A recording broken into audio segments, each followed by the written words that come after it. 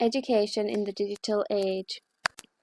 Within this screencast, I aim to explore the ways in which the emergence of technology and the digital age influences the power individuals have over their learning, and how the teacher can maintain the power in the classroom. The question that I want to pose is, has digital technology influenced children and learners' control and autonomy over their own learning? As we move further into the 21st century, what we consider to be literacy has changed. Due to developments in technology, the term new literacies has been coined. This means we now have access to other sources of information we previously didn't have access to. We used to rely on books as the most dominant source of information. We now use the internet, social media, television and other means to gain different perspectives on certain topics. Literacy has become a social practice on an everyday occurrence. It is all around us. Traditional forms of teaching typically use a transmission model, meaning children are seen as empty vessels that they can fill with knowledge. Teachers are then seen as the ones who hold the knowledge and are experts in the field, therefore giving them the power. This teaching style creates a scaffold for the child, allowing the teacher to be in charge of creating meaning. Therefore, the child becomes dependent on the teacher throughout their learning. For I proposed that a teaching transmission model of learning premised on the idea that there are fixed objective truths that are out there to be found. However, the power of teachers as the holders of all knowledge has changed through time. As technology has become more prominent in the curriculum and classroom, this is the same as learning from textbooks. The information in textbooks was presented as the objective truth and was once a dominant and trustworthy source of knowledge used in the classroom. Buckingham discusses how digital technology presents a new style of learning, which positions typical styles of teaching such as the transmission model as irrelevant.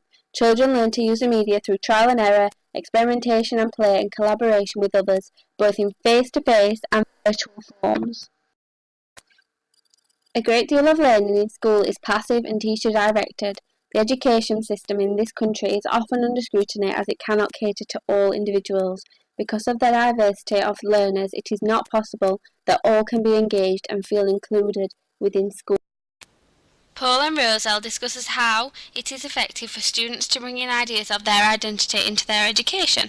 This is known as their out-of-school literacies. By giving the students the power over their own learning with topics that interest them, you are engaging them with technology, and in this instance, with literacy. Pupils then began to write poetry through rap music lyrics. If a teacher is to incorporate pupils' out-of-school literacies, they can be in control of how it is delivered and structured, therefore regaining some of the power in the classroom. During my time on placement, I have seen how effective technology can be first-hand as a means to engage children. For example, first thing in the morning, when the children are often quite tired, the teacher would use the interactive whiteboard to play games such as Splat the Correct Spelling to energise the children. Teachers are often viewed as incompetent when using technology. Therefore, in order to retain power, teachers should be able to understand digital media and the implications of it in education. This is known as critical literacy. Buckingham discusses how the validity of what we can learn online should be critically analysed. He says, if we want to use the internet, computer games or other digital media for teaching, we need to equip students to understand and to critique these media. We cannot regard them simply as a neutral means of delivering information. Therefore, this creates a power shift. Teachers should learn students about the credibility of sources as a way of knowing, placing the power back into their hands. A famous quote from Aristotle suggests critical thinking. We can think about something, but we do not need to accept it as a truth. Truth is a very subjective notion. What is true to me may not be true to you. Starkey supports this by adding that dispositions for the digital age included exploring different perspectives and may aim for questions or new ideas rather than results. Technology is constantly improving all the time, however we cannot always rely on it. Teachers can still retain power as media and technology can fail unlike traditional methods. Technology in the classroom should be used to enhance critical thinking and learning and feature a learner's socio-cultural identity, giving the chance for a diverse range of students to be engaged in the classroom. Created using Powtoon.